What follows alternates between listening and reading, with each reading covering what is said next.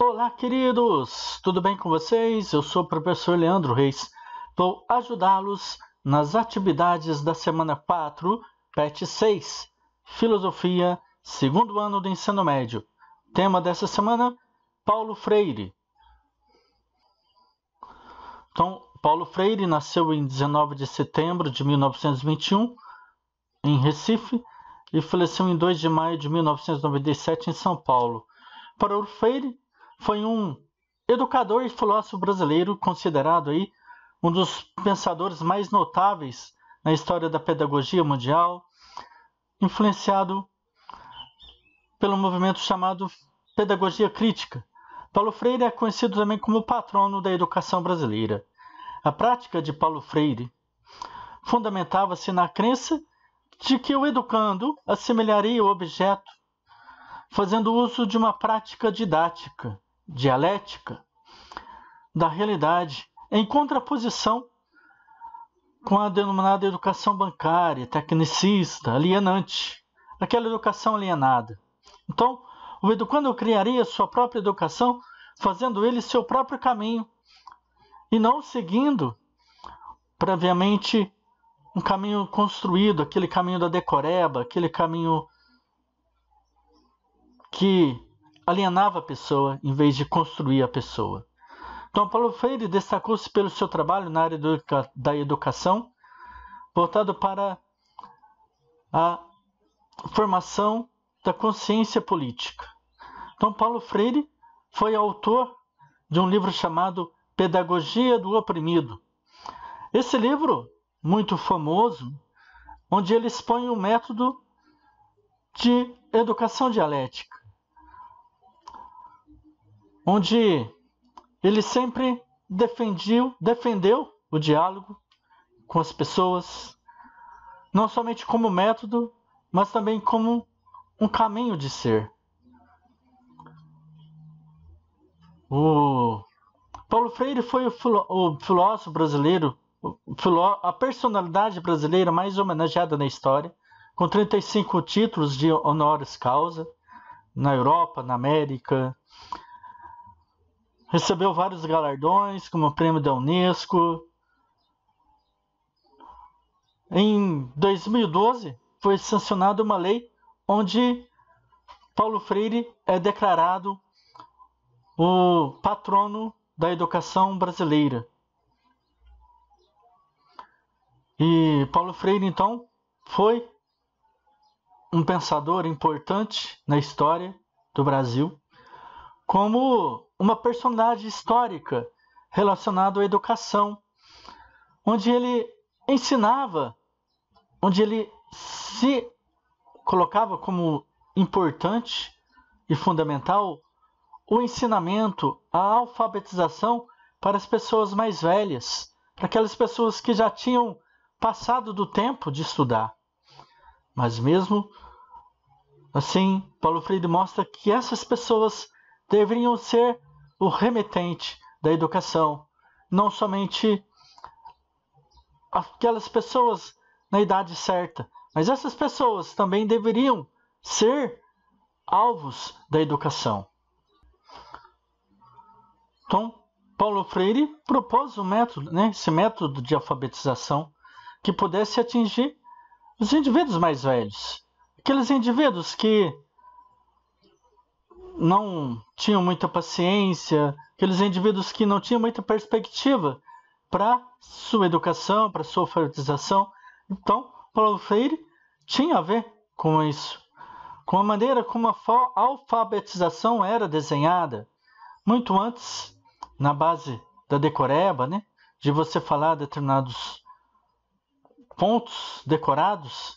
Paulo Freire propôs essa ideia de que a base desse processo educativo de alfabetização tinha que ser um mundo em que a pessoa está vivendo, um mundo em que a pessoa está inserida. Por quê? Não adianta nada você querer propor N de situações que a pessoa não tem contato com aquela realidade. Ensinar, por exemplo, a neve, como acontece a neve, como cai a neve em uma pessoa que mora no sertão nordestino, por exemplo, não tem fundamento. Então, existe um processo de educação, processo da pessoa enxergar o mundo ao entorno dela e fazer as ligações, as conexões dentro da sua realidade. É um processo racional e um processo de reação e reinterpretação da realidade. Então, um pedreiro, por exemplo, ele vai vivenciar aquele trabalho dele. Então, ele deve aprender aquilo que está cercado, aquilo que está na sua realidade, aquilo que a pessoa tem em seu favor, na hora de educá-lo. Então, ao mesmo tempo em que você colabora com aquela pessoa que está se alfabetizando, que está aprendendo, você também colabora para que ela entenda, para que ela não precise transformar a sua maneira de ver o mundo, mas também aquilo que está ao seu entorno. Então, é um tipo de educação bem diferente. O aluno, ao invés de ser aquela esponja que só absorve, alguém que só aprende, não.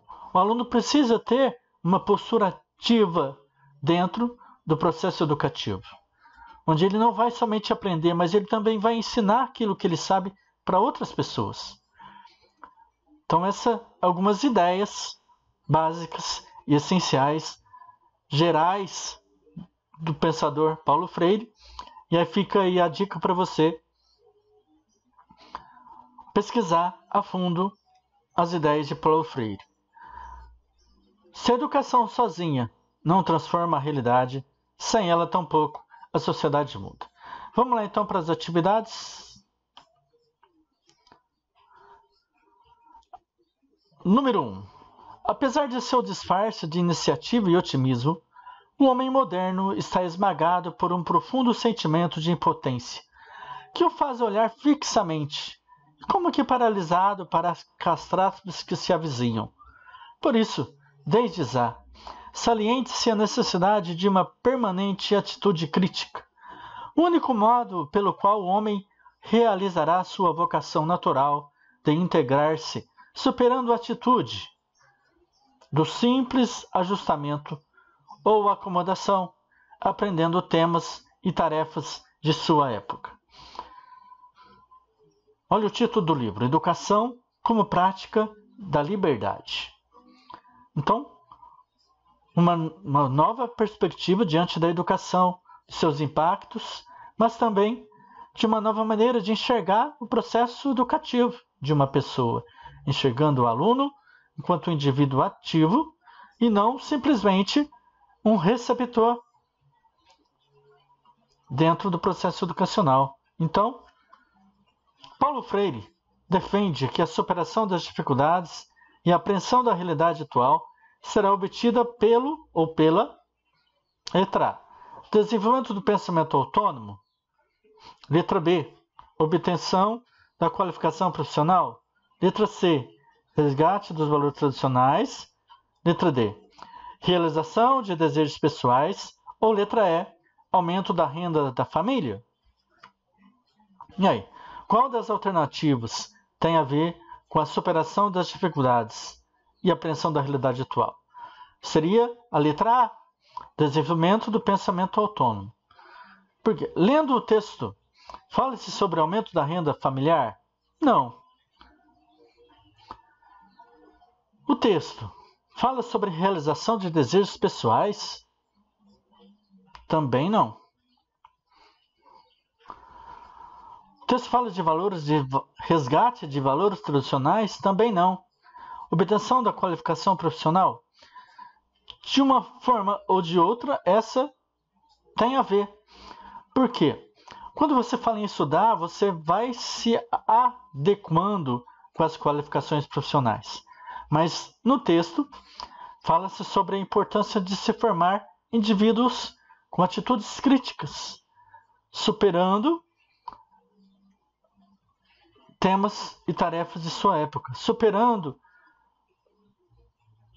o ajustamento ou acomodação. Como diz aqui no final do texto, ó, superando a atitude do simples ajustamento ou acomodação, aprendendo temas e tarefas de sua época. Então, o texto fala sobre desenvolvimento do pensamento autônomo, correto? Então seria a letra A. Então vamos lá, o número 2. Em seu cotidiano estudantil, você considera suas experiências e habilidades pessoais como fontes de estudo e tira dúvidas em sua formação acadêmica? Essa, número 2, é uma resposta pessoal. Seria como você considera suas experiências e habilidades pessoais. Se as suas habilidades e experiências o contribuem para os seus estudos. Estou utilizando dos pensamentos de Paulo Freire e até de alguns trechos dos PET de vocês. Seria como resposta, sim. Por quê? Faz sentido considerar as experiências pessoais, as suas habilidades, como uma fonte de estudo e tira dúvidas em sua formação acadêmica. A bagagem que você tem, se você é, por exemplo, do meio rural, as suas vivências, seus conhecimentos podem ajudar alguma coisa relacionada à biologia, por exemplo. Então, várias situações, vários conhecimentos que você tem, ajuda você nos seus estudos. Vamos lá para número 3. Tendo como base a questão anterior, experiências e habilidades pessoais. Forme 3 colunas seguindo o modelo abaixo. Habilidade e experiência seriam as qualidades nas quais você sobressai. Disciplina seriam as disciplinas normais do seu quadro de estudos da escola.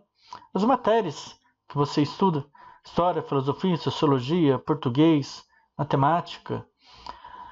E o valor seria notas das disciplinas de 1 a 5, sendo 5 a mais importante e 1 aquela que apenas complementa seu conhecimento. Então, seriam habilidades, experiências, aquela que você acumulou durante sua formação e associar às disciplinas. E você jogaria ali um valor, uma nota. Por exemplo, eu vou colocar aqui na primeira, visão crítica. A visão crítica, por quê? Você tendo uma visão crítica, você consegue assimilar a realidade. Aquilo que é bom, aquilo que vai ser ruim, você consegue ver as coisas de um outro ângulo, de um outro ponto de vista. Essa visão crítica, ela está relacionada à filosofia. E como essa está em primeiro, você vai colocar a nota 5 como sendo a mais importante. Depois, eu tenho habilidade em leitura, por exemplo. Eu consigo ler, eu consigo interpretar o texto com facilidade. A leitura está relacionada a português. Como está em segundo lugar, eu vou colocar nota 4. Eu considero a leitura importante. Eu tenho facilidade com leitura. Pois eu vou colocar aqui cálculos. Cálculos está relacionado a matemática. Eu vou colocar aqui 2. Agora vamos para 4. Com base nos resultados da atividade anterior, pesquise quais graduações estão associadas aos maiores valores das disciplinas apresentadas. Então é o seguinte, aqui eu coloquei no primeiro aqui a visão crítica, filosofia. Certo? Então tem graduação de filosofia. Então eu vou colocar filosofia. Você colocou em segundo lugar aqui leitura, está relacionada a português.